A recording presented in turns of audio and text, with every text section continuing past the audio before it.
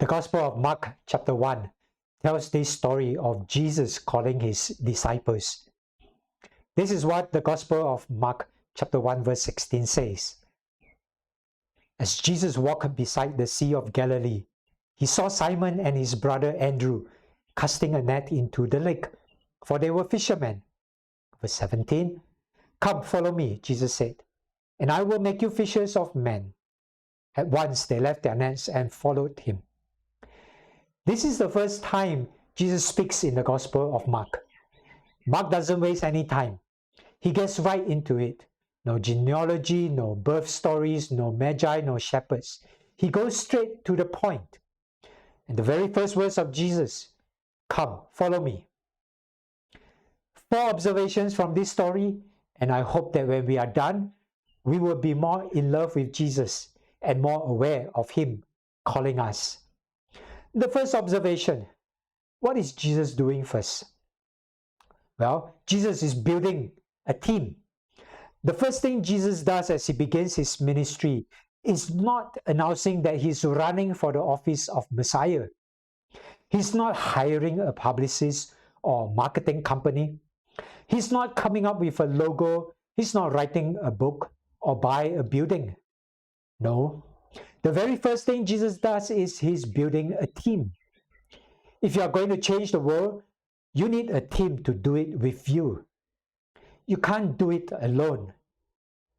Now notice his team is not made up of the elite, top talent, highly educated, eloquent, and influential.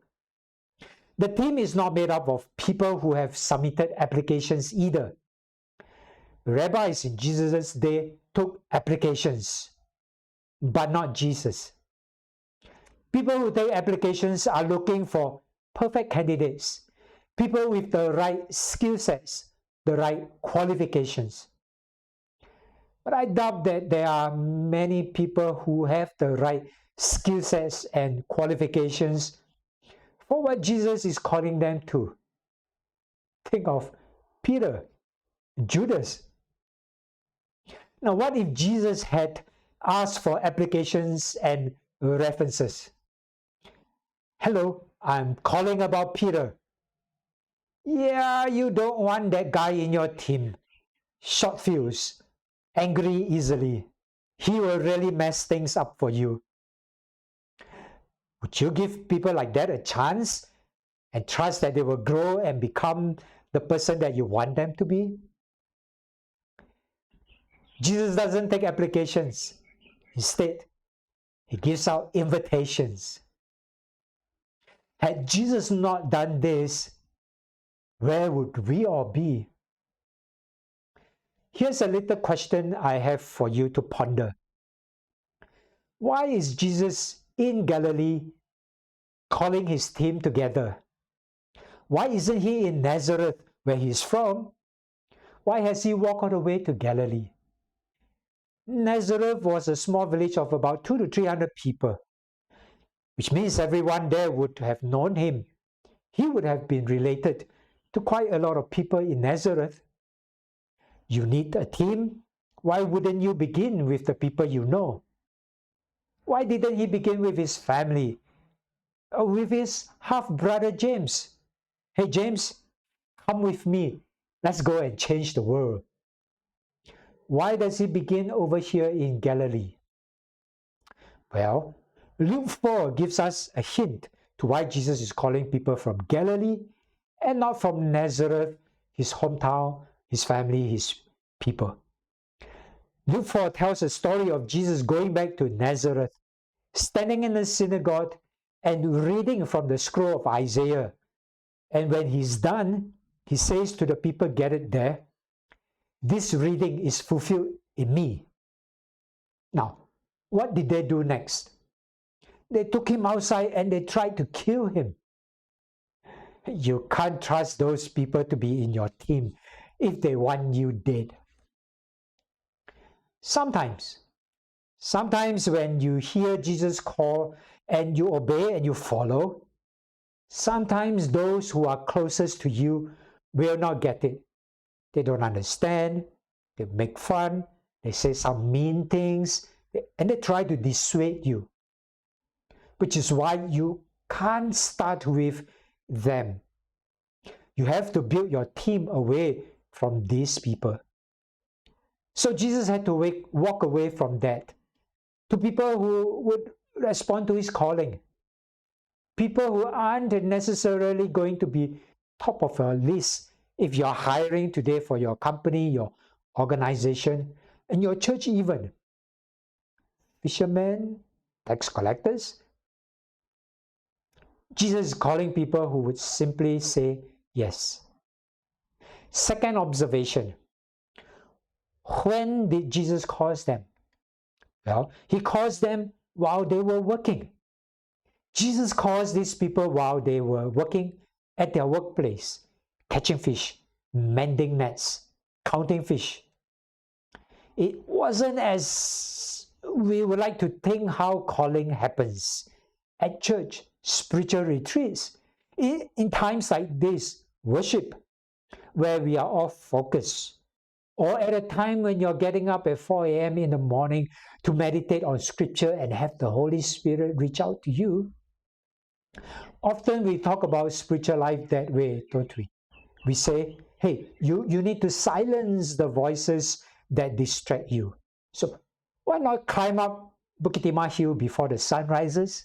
Sit there at one of the rocks, look out to the east as the sun rises, and God will call you at that time and show you what he wants you to do with your life. What if the call comes in the middle of our busy work day, while you are at your job, while you are in class, or you are busy about your day? And that's when he reaches out and says, I know right now it's not at your convenience. I know right now you have your plans all done for your next big career move. I know you're looking forward to getting out of school in 2 years, next year, next month. I know the person you are with and you're planning on. What if instead of doing that, you come and follow me? And the invitation usually doesn't come like this. Here's how it's going to go for the next year, the year and a half of your life. I'll give you exactly what it will be. No, it usually just go like this. Come, follow me. Without much details. Just come, follow me. So they didn't hear Jesus in the synagogue. They didn't hear Jesus in the quiet of the morning or in the evening. Instead, they heard Jesus in the middle of their work, in the middle of their lives, when it is inconvenient. That's when he speaks to them. A third observation. Saying yes to his call is risky. Saying yes to Jesus is always risky.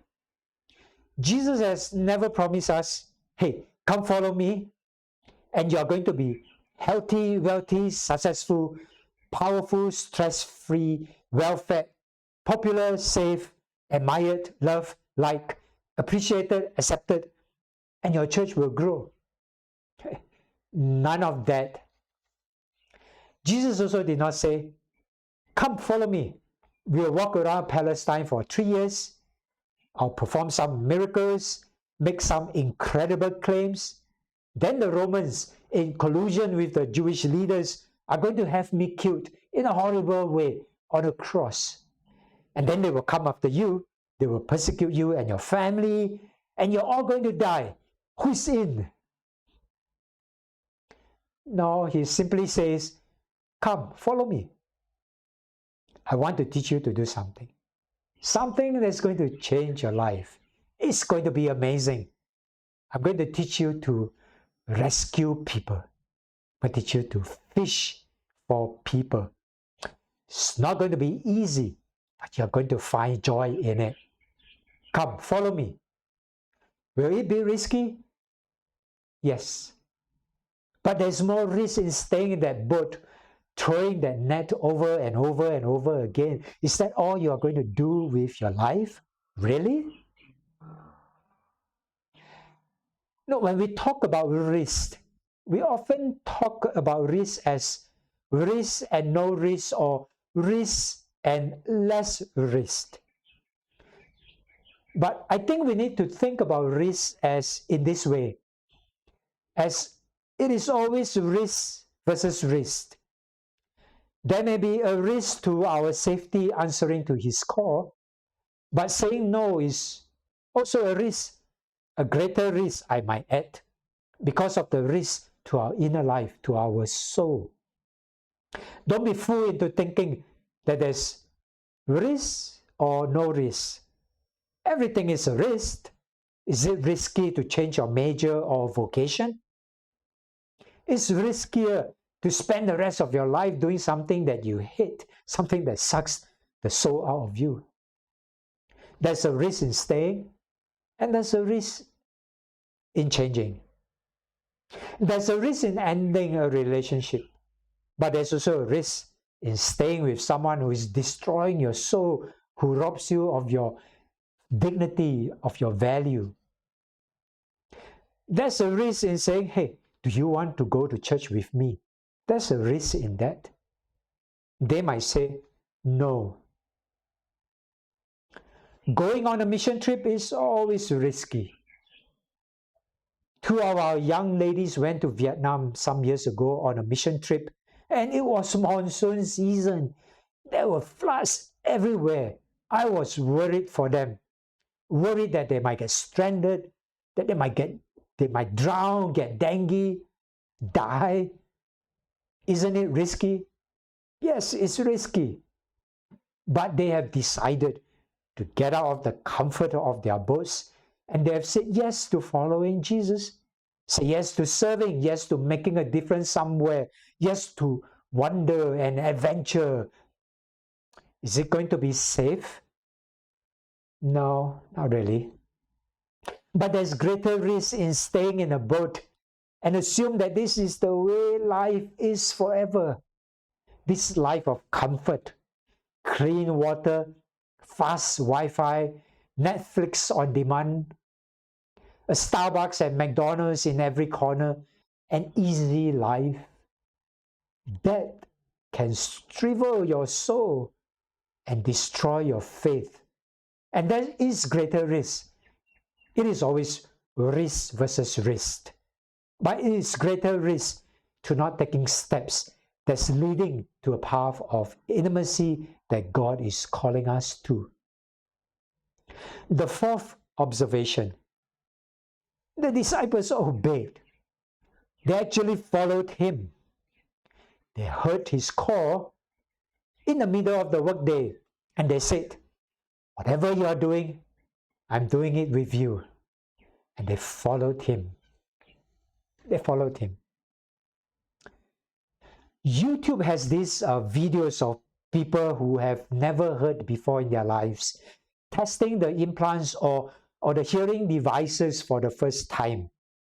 I love watching it because I can identify with them. I want to show you some of my favorites. The first one is this. She's 29 years old. She has 2 kids, and she's getting her implants for the very first time, and she's about to hear.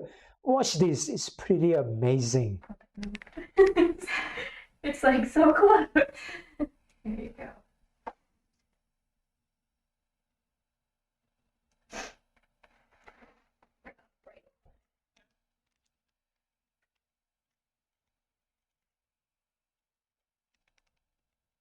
There you go.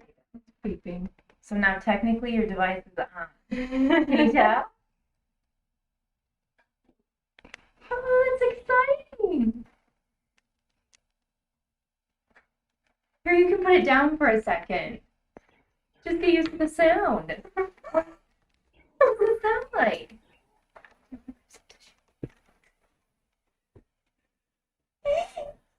Oh, I want to hear myself cry.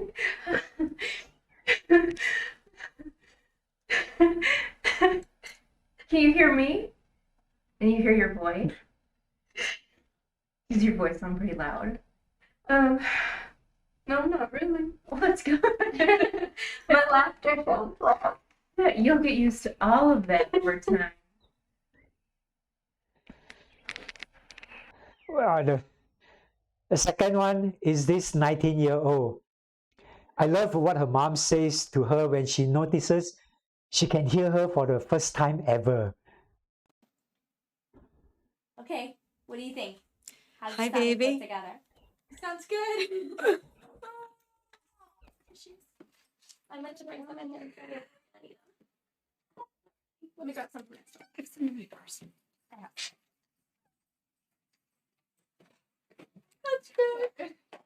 Really? Not awful. I'll take it. Okay. I know I look like an elderly munchkin, but do I sound like one now? How's my laugh? This last one is my favorite one. 7 weeks old infant. Watch her expression. Recording. Lachlan. His first hearing aid with sound.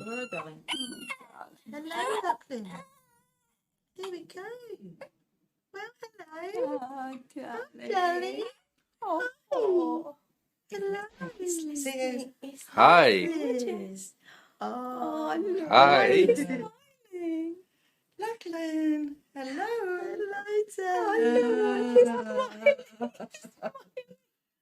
I told you it's not so bad once you see their reviews. Hi there. Smiling, sweet. Oh, isn't that lovely? Oh, darling. Smiling here. Isn't it amazing? Hi. Now let's Hi. give a clap. Make sure it's not too loud. Ready, Lachlan? See how he blinks a little bit? How cool was that? That little smile. Hey, what's happening? Is that you, Mom? I think that the reason why these disciples answered the call is because they recognized something they have never heard before. They heard this authoritative sounding voice, the voice that spoke all of the world and universe into existence, and it resonated deep in their soul. Genesis 1, you know the story. God spoke and said, "Let there be light," and creation happened. Creation happened because creation obeyed this voice. Creation happened because it recognized the authority of the voice of the Creator, and it obeyed. When Jesus came into the world, John describes his coming in this way. The Word became flesh. The same word that brought creation into existence. John is now saying this same word became flesh. This same word that creation obeyed is now walking among us. And this same word is now walking on the shores of Galilee saying, "Come, follow me." And those who heard that voice calling that day, they obeyed at once, immediately. Before they even knew who this person really was, they obeyed. They just followed because they recognized the authority of the voice calling. Are you hearing that voice today? There is a voice calling us every day. He's calling us. Every day he calls us. Jesus is calling us to himself. Follow me. Come with me. I'll show you what life is really about. Maybe the problem with us, with many of us, is that there is a spiritual implant missing. And maybe the thing we need to train ourselves to do is to actually listen to his voice and to hear it like these people in the videos and go, "What? Wow, is that what it sounds like?" And then when we hear it, we follow. We follow. Jesus says, "My sheep hears my voice. My sheep listen to my voice. I know them and they follow me." John 10:27. Can you hear him? Can you? Are you? James is an ER doctor. One night at the end of his shift, it's midnight. He has been there for a long time. He's tired. And one of the nurses came into the room and said, "Hey, he's here again." And James said, "Who is here again?" "That young man who is an addict. Remember the police brought him here the last 2 nights? He's here again. You may want to go and see him." So James made his way over to the room. He's a little annoyed. I've told him twice now, "Get your life together, get clean, don't come back to my ER. It's the end of my shift.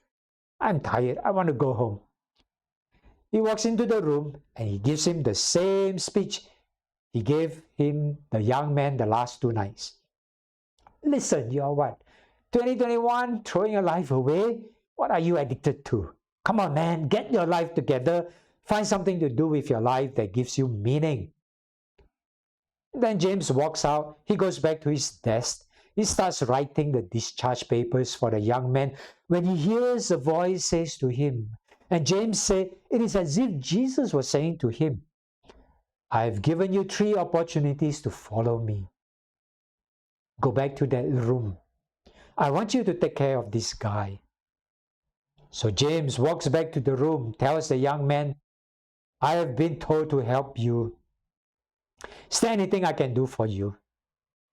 And the young man says, "Could you help me put my shoes on?" James glanced at his feet, and the first thought he has was, "I got to wear gloves." But then he thought, "No, Jesus wouldn't wear gloves. Guess I'll just have to do this." So he knelt down. "Well, Jesus, if this is what you want me to do, okay, I will do it." So James put the young man's shoes on, and then James looked up at the guy and asked, "What else can I help you with?" And at that moment, this young man paused for a long time. He began to weep a little. And he said, "Is there any way you could call my dad for me? Here's his number." James walks over to his office, calls the number. The voice on the other end says, "You have my son?"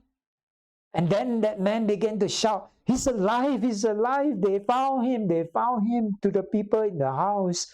And then he pleaded with James, "Please, please, please, please, please hold him there. Do not let him leave. Please stay with him there until I get there. I'm getting into my car right now. I live 2 hours away. I will be there as soon as I can. Please, please stay with him." And James is thinking, "I'm at the end of my shift. I'm tired. I want to go home." But he stayed with the young man. And because he stayed, he gets to witness the father gathering this young man into his arms and takes him home. It's never convenient. Sometimes it's the most inconvenient. But if we are attentive, when he calls and we follow, we are going to witness miracles happening. Is it risky? Yes, it's risky. It's going to mean that we have to stay longer than our shift requires. It's going to mean doing things we are not used to or want to. But remember, there's a risk in not doing anything. Imagine what would happen if James had just said, "Here's your papers, you can go." Jesus can make all things new. And we have the opportunity to participate in that work. "Come, follow me," Jesus says, "and I'll make you fishers of men." This is a sacred invitation. There is always risk in following him. But we should say yes every time.